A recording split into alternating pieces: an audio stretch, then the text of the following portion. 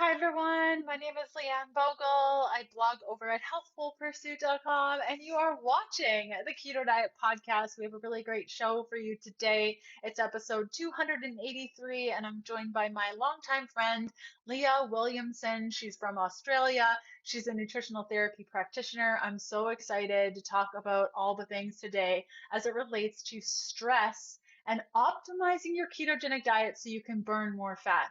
We're chatting about how to adjust keto for your family, blood sugar and stress, digestion, and why it's so important to set up proper practices within your ketogenic lifestyle so that you can burn more fat when you're eating, emulsification of fat, how to help with digestion, a whole bunch of other things. Aaliyah is the host of Low Carb Conversations, another podcast that you'll want to check out. Our sponsors today, first off, and I have it right beside me, Eaton Hemp makes amazing CBD oil. I've used this product for over a year. Love it. My dog is on it. My husband is on it. I'm on it. Helps with my anxiety, stress, and muscle pain. So if you're interested in Eaton Hemp, or rather any CBD oil, I highly encourage you to check out Eaton Hemp. You can go to eatonhemp.com/keto diet and you can get 20% off all Eaton Hemp CBD products. Again, that's eatonhemp.com/keto diet. I'll include a link in the show notes down below. And another sponsor that we have for today's show is ButcherBox. If you go to butcherbox.com/keto diet, this is a place where you can subscribe to receive meats to your door every month. They have delicious 100% grass-fed and finished products, heritage bred pork, organic free range chicken. So again, that's butcherbox.com/keto diet. Now we're going to be chatting about butter chicken. I will include the recipe down below. One of my favorites, also keto, delicious. And any resources that I find throughout today's episode where I think maybe you would like it, I'll include it in the links in the corner and down here.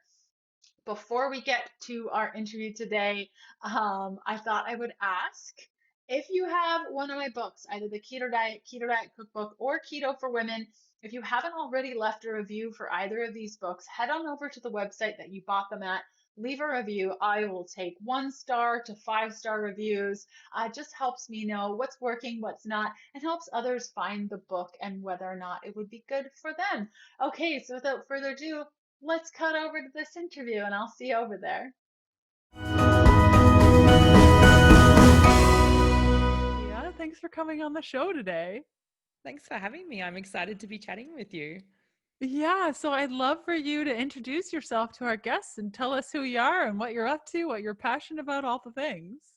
Okay, well, I'm a crazy Australian, but I am from Australia and I'm a functional nutritional therapy practitioner, which seems like a big, long title, but basically means I like to look at the root cause of nutrition and do that through real food ways of living. And I specialize in low carb and keto and paleo and just getting really the most out of those diets, because we see so many people struggling all the time and they feel like they are failing at those type of diets, but I'm really here to help people just like optimize and make that like so much better, and know that there is different ways of going about it because we are all bio individual, which is really my key message.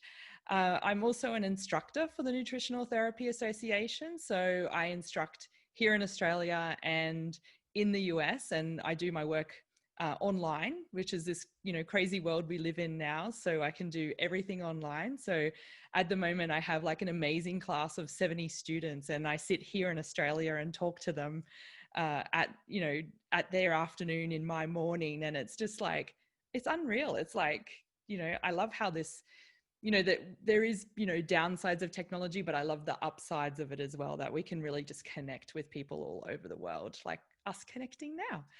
And yeah, and I have 2 children, which keeps me busy. I've got a 10-year-old and a 7-year-old, and my health journey really started back in the day, before paleo was like a really big thing. People were like scared to eat real food, and I just can never get my head around this. Like looking back now, all these years later, I started a meetup group because there was no resources for us. There was nothing that we could do to like find sources of real food. So I met with 10 people in the back of a cafe, and we were hidden from each other, like hidden from everybody else. And we were there and we're at the cafe and we're like, can I order a tea with no milk?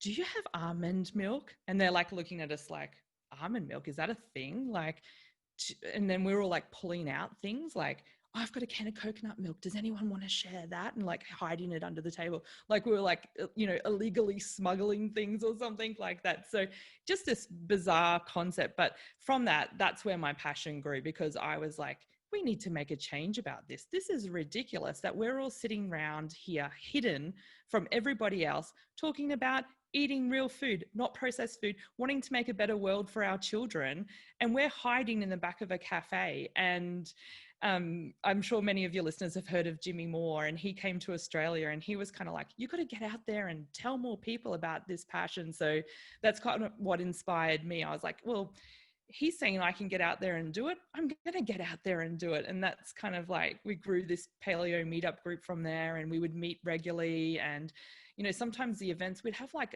80 to 100 people just in our local area coming and talking about real food. And it was just like so amazing. And from there, I was like, I was working in IT. I just had to change my entire life around. So that's when I studied with the Nutritional Therapy Association. And I chose to study through them because they're like real food based, ancestral based. Like there wasn't anything else around that really met my paradigm, because I, you know, didn't want to go back and study to be a dietitian. If I was going to spend all that time away from my children and it'd take me 6 years to do that, I didn't want to be studying something that I didn't believe in. And that's why when I found the NTA, I was just like, right, that's what I'm going to go with. So yeah, I became a functional nutritional therapy practitioner. I see clients online, or I see them in my home clinic here in Brisbane when we're allowed to see people because of all the health regulations and things at the moment. But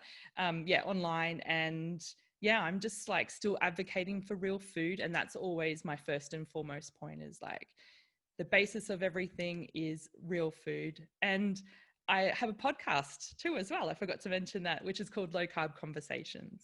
So That's amazing. I had no idea your history. And when you were speaking to like people were afraid to eat real food, it's so true. When I studied nutrition in 2007, it was like pulling teeth, encouraging people to eat real food. And, you know, the almond milk. And I remember going, like the same story, going to different places and asking for things. And we really take it for granted now. You know, you can even go to Starbucks and get coconut milk. And I remember no cafe served any of that. And it was very much the same with all my holistic nutrition friends. Like, I'll cook the quinoa, you bring this, and we'll go and out for lunch and we'll just add things to it. And now it's like, it's so cool to see how people have shifted, and but there's still so much work to be done. There is, but it's so much more promising. And we have a chef slash author here in Australia called Pete Evans, which you might have heard of him before. And he was like really at the forefront of bringing paleo to the mainstream of Australia. And we were meeting up in times before him. So people were like, you know, you guys are really bizarre, like really strange, like, you know, what are you trying to do? And then all of a sudden he burst through and became mainstream. And we were like, oh, we can breathe now. Like, we don't have to fight so much. We can just like enjoy the ride. Like, I've been having almond milk since 2000. So what about you? So yeah, I love to see how it's grown. Yeah. It's so true. I didn't know who Pete Evans was until I was on somebody's boat who was from Australia. And she's like, oh, I have the best cookbook. You're going to love this guy. And so I sat down and read the whole thing. And I was like, that's really awesome. I mean, a lot of his recipes look tasty. I haven't tried them.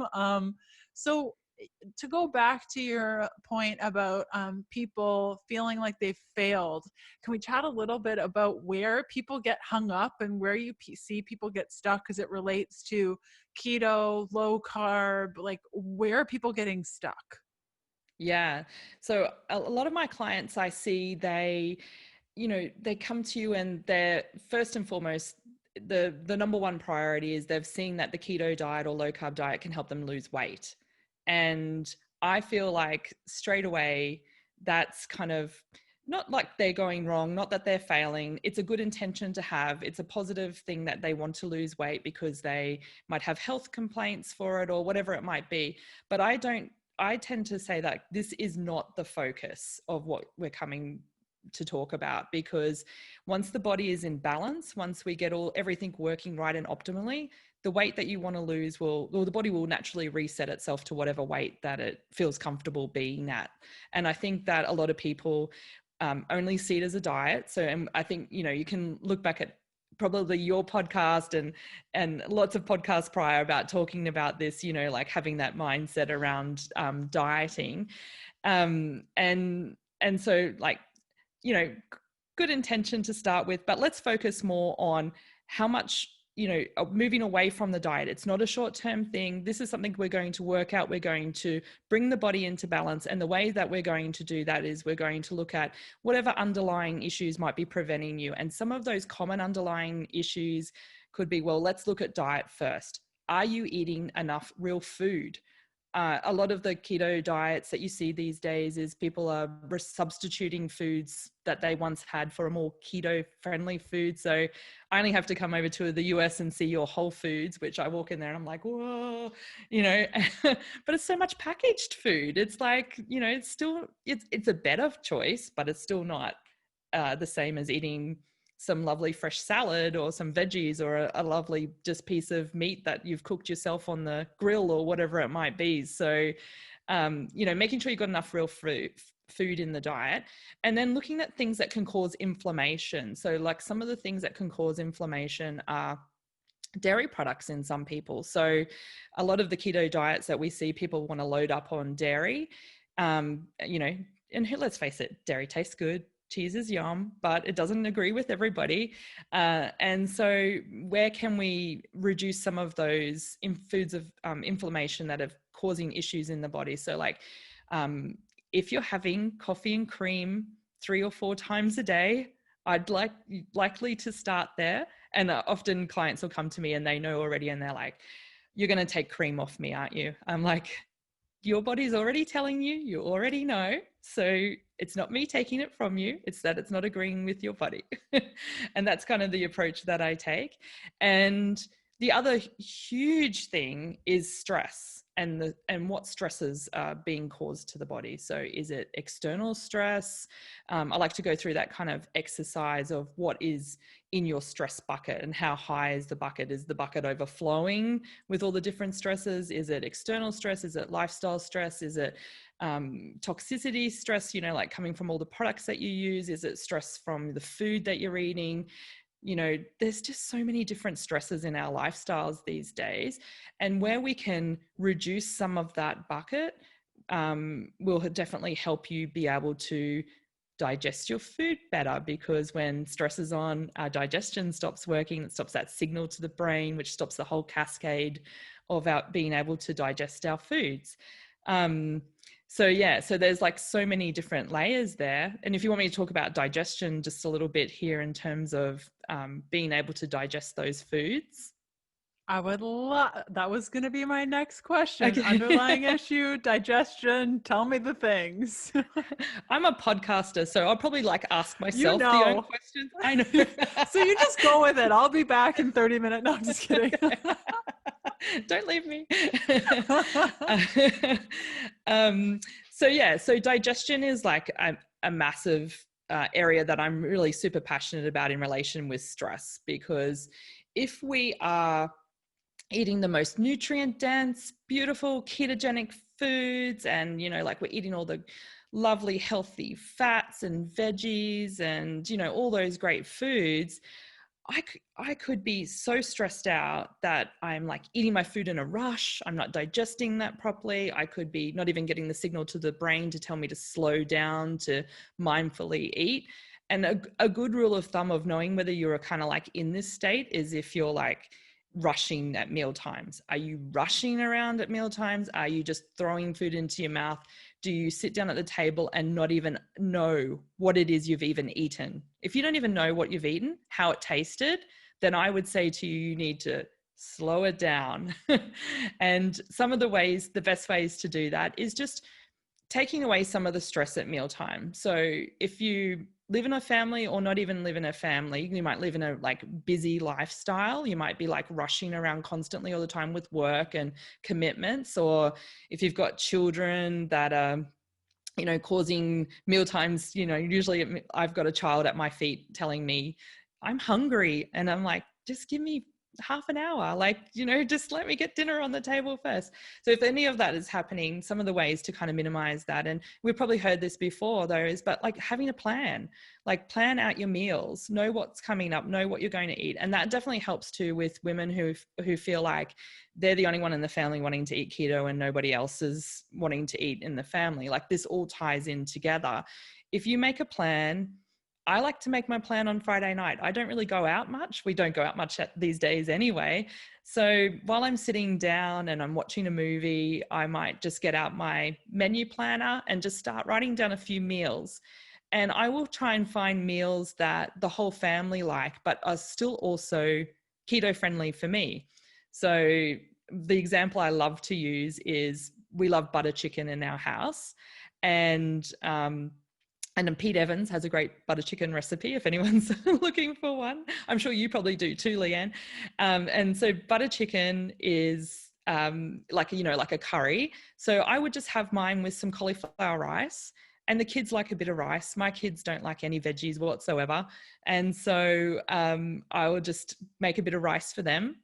I haven't cooked, you know, 13 different meals. I've just cooked cauliflower rice. My husband likes a mix of the cauliflower and the rice together. I have the butter chicken. We all have the butter chicken. It's a great nutrient dense meal. It's got all the lovely spices in it. It's got butter in it. It's got or ghee if you can't have butter. It's got chicken in it. It's a great meal for everybody to enjoy.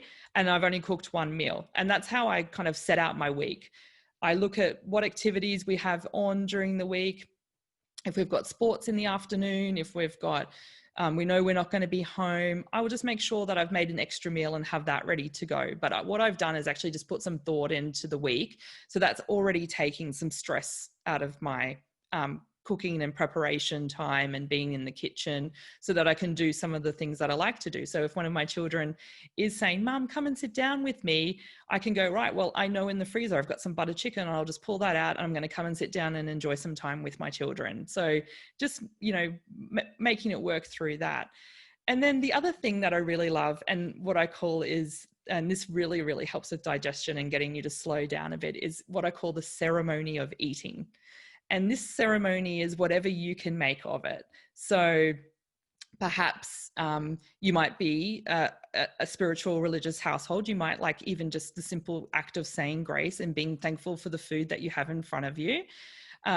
If that doesn't feel right for you, you might just want to say how thankful you are for the food that's being there. But actually just spending that moment to sit down, turn off all the electronic devices, turn off the TV, get everything away off the table, even the act of just setting the table. So putting the tablecloth down, like, you know, how many times do you do that? Like just making a real big special moment out of, because we can't get to restaurants so easily anymore at the moment. So turn your kitchen table or your dining table into a restaurant table, put some flowers on it.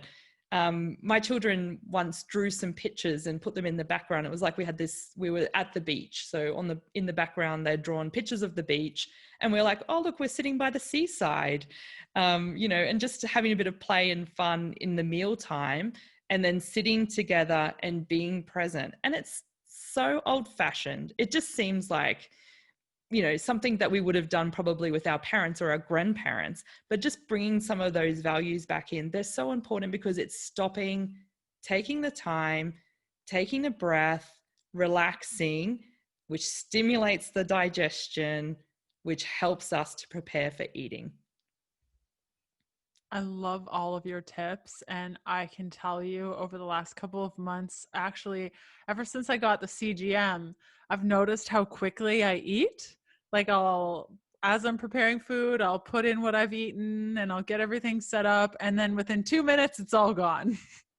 And so I've started setting a timer, um, just to see, like, I set it for 15 minutes and I look at it and I'm like, okay, I have 10 minutes to go and I'm halfway done. I need to slow down. And that was helpful for me to realize just how quickly I was just like plowing through my meals. Okay, on to the next. And it really does make a huge difference. Even while you were describing what to do, I was calming down, just listening to your tips. Oh, that's good. And you can make that ceremony whatever works for you. So if that ceremony for you is actually just setting the table and taking 3 deep breaths, then that's going to be a big help. If that ceremony is making a big thing out of it, like I know some families that will even go to like, okay, well, we're going to have a different theme every Friday night. We're going to have like a Greek night. The next night we're going to have, the next week we're going to have an Indian night. Like, and they get dressed up and they learn about the culture of the food that they're eating. And it's just bringing a bit of fun and enjoyment in it. I think that's just like so fun to do. I love that idea. I love that idea. If somebody has a child they would like to donate to me for a night so that we can do that together, it's so much easier to like involve a whole family, in that practice. I love that idea. That's so great. We used to do that in school. Like every child would be assigned a certain country and we would come up with the food and present ideas. I just love bringing the family into that. That's such a great idea. Yeah, and you can do it with your friends as well. I think that we've kind of lost that connection too. So if you live, like maybe you've got some good neighbors, you could each have a different theme. Bring back the dinner parties. One thing that we love is like progressive dinner parties as well. Have you ever heard of those? It's like where you start at someone's house and one person does like an entree or like a starter, and then the next person does the main meal, but you go to each house. So you're just kind of like walking down the street with your neighbors, and then each person has a meal assigned to them, and you spend a little bit of time at their house, and then you all get up and you walk to the next one. And walking is so great for the digestion as well. So one thing, like that will help you kind of like digest the food. So between each meal, you're digesting, you're talking, you're walking, you're having fun, you're moving to the next house. Like it's just so much fun. This is amazing. Oh my goodness. I love this idea. I mean, I guess you could do it on boats too. I'm just thinking that could be really fun. Get in the dinghy or swim to the next, swim to the next boat. I love that. I love that idea. And okay, so we've chatted about underlying issues as it relates to digestion. Are there other underlying issues that cause stress and screw up our fat burning? Well, stress in itself with your blood sugar, and I'm sure you're experiencing that with your continuous glucose monitor. But yeah, just the way that stress can impact blood sugar. So even if you're just eating what you perceive as a great meal, that should be balanced and have all the macronutrients in it. If you're eating again in a stressed way, that's going to shoot the blood sugar up. If something happens while you're eating that food that causes some stress, like that's why I was kind of talking like that whole digestion and stress and blood sugar all kind of roll into one another there, because if you're standing in the kitchen trying to get food on, the children's fighting with each other, or there's something happening, that's already shooting your blood sugar up as well. So yeah, that's a big one that I see. And then the other one that I see too is just being able to digest all those great fats. So if you've come from a fairly low fat diet or a standard American Australian style diet, you haven't been eating a lot of fat, and then we go to load the body up with some like lovely fat, the body can sometimes respond and just go like, oh, I'm coming to a standstill. I don't know what to do with this. What am I going to do? And so rather than thinking about loading up on more fat and putting fat as a whole, like, that addition of fat, like people do, like, well, I'll just put more butter on it, just go next thing I'm eating like a cake of butter, or, just to add more cream to it. Next thing I'm jugging cream. I'm standing in the pantry with my spoon of coconut oil, like trying to get this fat in. Stop. If that's happening, stop. What we want to do here is just try and emulsify our fats a little bit more. And that's basically like mixing a fat with an acid. So the best way to do that is like a salad dressing or some kind of dressing. So, by already emulsifying it, that's making it easier on the digestive system for the body to be able to process that fat through, and you absorb more fat that way. So simple vinaigrette, like my favorite, olive oil, apple cider vinegar, and then insert whatever different herbs. You could have a different flavor each time. If you're having Greek night, put some Greek herbs in there, oregano, lemon, thyme. If you're having just a simple salad dressing, just keep it plain, add some garlic in there. So just, I think emulsifying the fats and getting fats in that way into the body will respond in a more healthful way rather than just going, shock, what is all this fat that you're doing to me? Apple cider vinegar is a must. I don't know how I lived without it for all those years. I use it in my hair. I use it in my meals. It's a great go-to. It's fantastic. It's the new coconut oil. It really is. Yeah, it's right up there with like cauliflower and all the things you can do with it. It's so true. And so as it relates to stress, and you chatted about this a bit before, of like getting out of the weight loss conundrum, because we can get so focused on the ketogenic diet of like, what are my numbers and how is this happening? And there can be a lot of stress that's created by following the ketogenic diet. Can you chat a little bit about that? Yeah. I think it's also like the pressure and expectation that you can put on yourself as well. Like I see my friend on the internet forum and she's lost like, I don't know, pounds. So I'll say like, she's lost like 50 kilos, which might be like 100 pounds. I'm not sure. But like she's lost so much weight. And here I am, I haven't lost any, and I'm following it and I'm sticking to this rigid macronutrient range, and I don't feel this, great surge of energy that people are telling me that I'm feeling. So something is wrong with me. That's what happens. Like you immediately turn and blame yourself. And that in itself is the stress as well. And I just feel like, let's just take a little step back. Everyone's bio-individual. Their weight loss journey can be really different to your weight loss journey. Let's see what things need to be brought back into balance with the body. So our body, it loves you. It will do whatever it needs to do to bring you back to balance at any one time. So you think about that.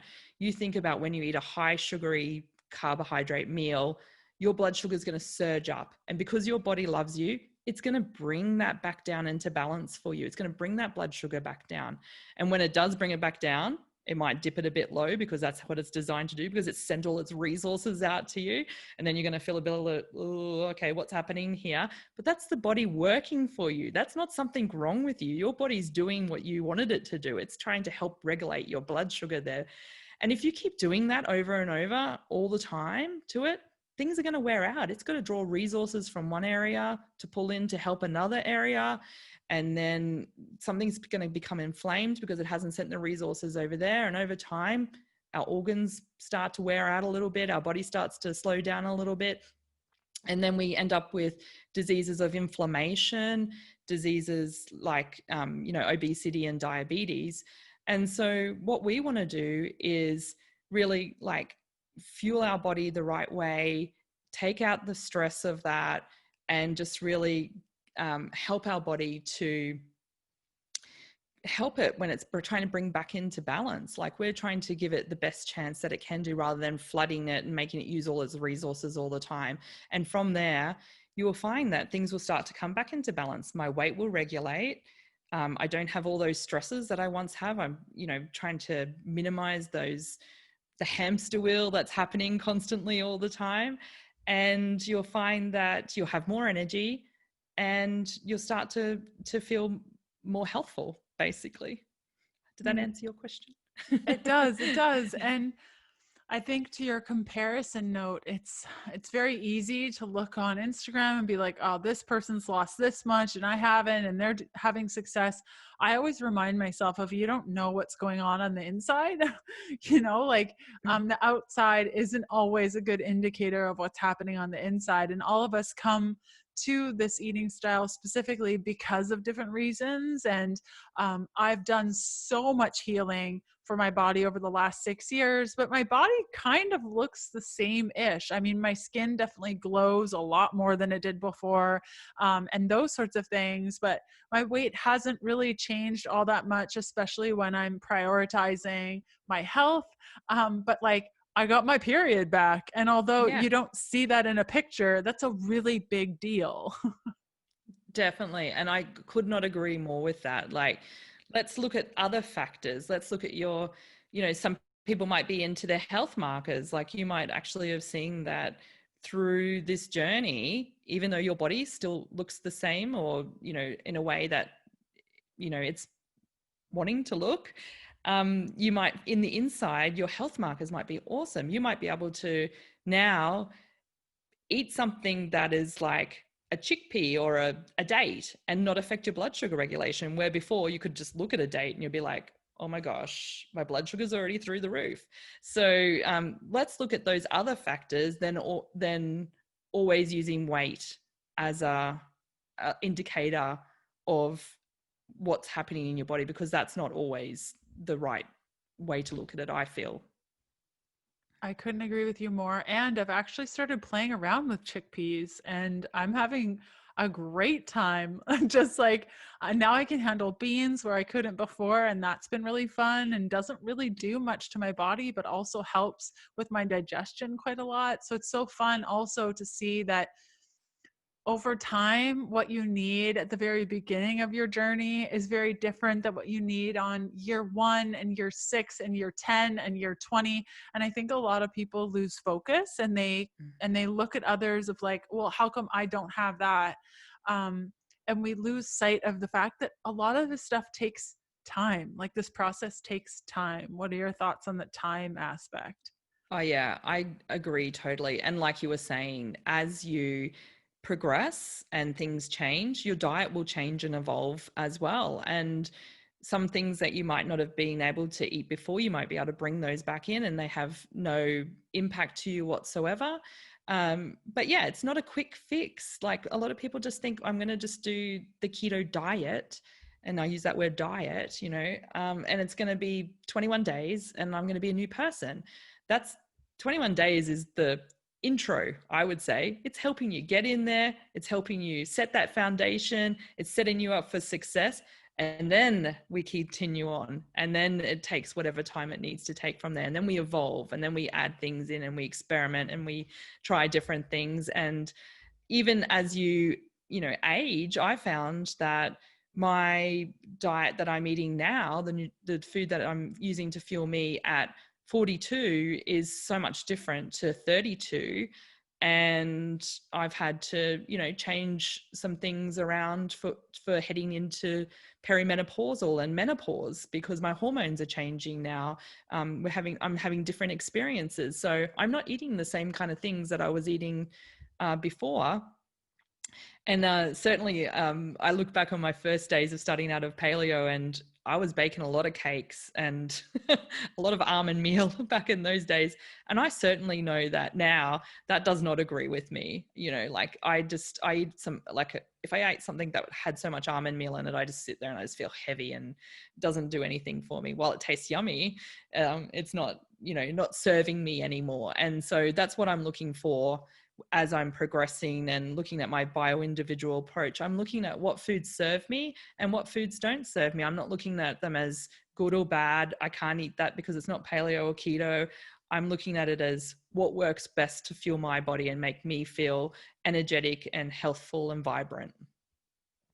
Yeah, I remember when I first started paleo, I was doing the same thing. And as a food blogger, I don't so much do that anymore. I mean, we're pressured to like make all of these recipes and then you're eating all the cakes and cookies and all the things. And oh my goodness, it's so much easier, kind of like, especially for me, I'm the same as you. Like, I don't respond well to those things. And, having breakfast, lunch, dinner, or just mostly like first meal, second meal of just like a lot of vegetables and a lot of meat and a lot of fat just feels so much better for my body. And your point on time also, do you feel, when people get into it, they're like, in 21 days, I'm going to be a totally different person. Yeah. That they don't know that it takes time to care for the body, or that they weren't educated or knew that, you know, the dedication that you have to your body is kind of number one priority. Because if your body's not healthy or doesn't feel good, you can't do anything. Like, where do you think the disconnect is? Do you think it's different for different people? Or like, I know that for myself, you know, having had an eating disorder and slowly learning that I needed to take care of my body, it became a very serious thing of like, I need to take care of this thing. Like, it's my responsibility to take care of my body. Do you see those shifts happen to people during those 21 days? Do you think it takes a certain type of person to want to make this shift? Or like, what encouraging words do you have for people that are like, oh, maybe the 21-day thing, like maybe that's not the right thing for me? Yeah, I think it goes back to that bio-individuality, isn't it? It's like we're all so different. So you've got to really find what works for you. If you're the type of person that needs a 21-day guided, like how to get into keto to get you started into keto, then that will work well for you. But what we've got to keep in mind is that, you know, 21 days is just the starting point, is what we're just talking about. So, you know, maybe you need to have a different shift in the mindset and think that, yeah, I need to fuel my body. This is a great starting point. This is where I need to start with. And then what am I going to do from there? Because a lot of programs that you see is they'll just say, okay, 21 days is over. That was great. See you later. But if you can find a program that empowers you and teaches you and educates you, rather than just a diet program, I think that's where you'll have the success, where you learn to, you know, why we do this. Why are we doing this long term? Why do we need to look after our bodies? Like, I think we know we need to look after our bodies. I just think we just, you know, we just need to be told that. I think that, you know, just having that understanding there, that baseline, and then from there, like, you know, you've got those tools, you know, you can come back to them at any time. Rather than I'm just going to follow this meal plan. The meal plan's over. I go back. I resume normal eating. I didn't learn anything from that. And I will never give out a meal plan unless I've had a consult with someone and where I've gone through and said to them, like, this is your starting point. This is going to give you something to start with. But what I need you to do is work out how you can take this meal plan and then make this meal plan for yourself. And, you know, like, how you can sit down and meal plan, like we were talking about earlier at the discussion, where okay, I've liked some of these recipes on here. I'm going to take them over. I'm going to put them on days that work for me. I'm going to work out how I'm going to batch cook these and, you know, configure it so that it's working well for you. Couldn't agree with you more. Like, getting the ideas and learning how to do basic stuff and then merging it over to what you need and how it's going to work for you really empowers you to start making your own choices. And that is just like, I feel like that's why we're both here, right? Is to just like get people excited about taking care of themselves, and why we do what we do every day is to empower others to be as excited as we are about taking care of ourselves. You touched a little bit on where people can find you, about your podcast. Can you share all the links and places that people can connect with you, Leah? Sure, no worries. So that sounded really Australian then too, didn't it? No worries, mate. It did. Yeah, that's cute. So you can find me. I'm most active on Instagram at Nourishing Conversations. So it's Nourishing Conversations with an S. And then same with my website. It's just www.nourishingconversations.com. Also, Low Carb Conversations is my podcast. So you can find me at Low Carb Conversations. It's all about the conversations that we have with one another. And they're probably the most places that you'll be able to find me. Yeah, I love Instagram. I love hanging out on there. That's probably my most favorite place to hang if you're looking for me on social media. I'm the same way. Leah, thank you so much for coming on the show today and sharing some really good tips that people can take away from today's episode. So thank you so much for sharing your brilliance. Thank you. And so much fun chatting with you. And I just love every conversation that we always have. Yeah, we'll need to like make it so that it's not every 5 years, because yes. This was too long. Too long. Yeah. We have to make a regular date, a regular a progressive dinner date that we can sit down and have our meals together virtually, and we can dress up and wear sombreros or whatever it might be, whatever theme we decide. Zoom dinner dates. I feel like there's something to this at this Yeah. point of 2020. I feel like multiple people would be interested in something like that. Yeah. Sounds Thanks fun. again for coming on the show. Thank you.